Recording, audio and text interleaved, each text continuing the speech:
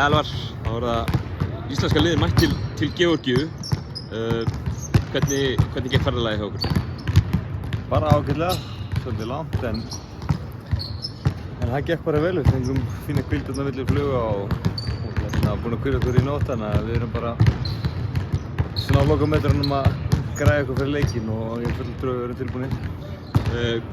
Georgíska liðið sem mættið á morgun mjög svipað og liðið sem mættið 11. nóvember. Hvað hefur væntanlega farið yfir leikinn í þaula síðan í nóvember og skoða hvað getur gert betur? Já, algjörlega, og þeir eru búin að vera að taka á sýningu klippur og svona fara yfir ýmsar hluti og við þurfum að stilla sumar hluti og fara yfir annað, þannig að vonandi náum við svona að koma því yfir í leikinn okkar og gera það hluti vel og þá held ég séum bara í fínu séns.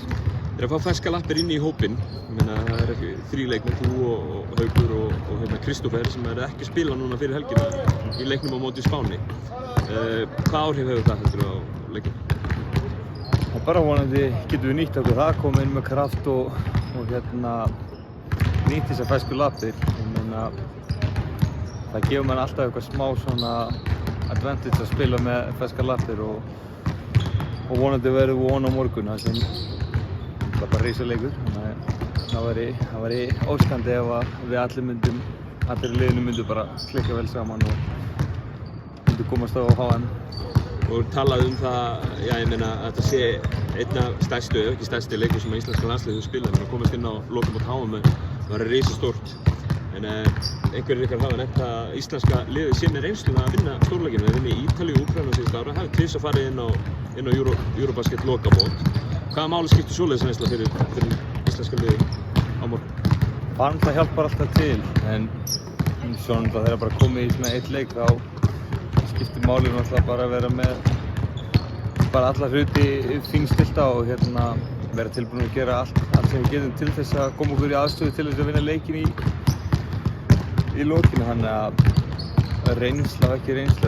Sumir eru með meiri reynslu en aðrir, en ef við setjum þetta allt saman í þá við myndum flott lið og við gefum okkur góðan séns að vinna leikinn á morgun. 10.000 manns sem að vera hérna í höllinu löngu, það er alltaf vika síðan það var uppselt. Er þetta ekki drauma aðstæði fyrir leikmann að labba inn í þó þetta sé útvöður? Jú, algjörlega. Auðvitað hefur maður kosið að vera 10.000 Íslendingar hérna, en við verðum að svona bara stilla okkur vel og svona stjórna tempónu svolítið, því þeir mun ekki vilja hafa áhorfendurna með sér og mynda smá stemmingu hérna, þannig að við þurfum að vera skynsamlegir í mörgum aðgerðum og passa að þeir græði ekki alltaf mikið á því að hafa alla þessar stuðningsmenn, en það verður klárlega góð upplifun og við verðum tilbúinir fyrir hvað sem er. Bestu þakkir Elvar, gangi ykkur vel. Takk að þið.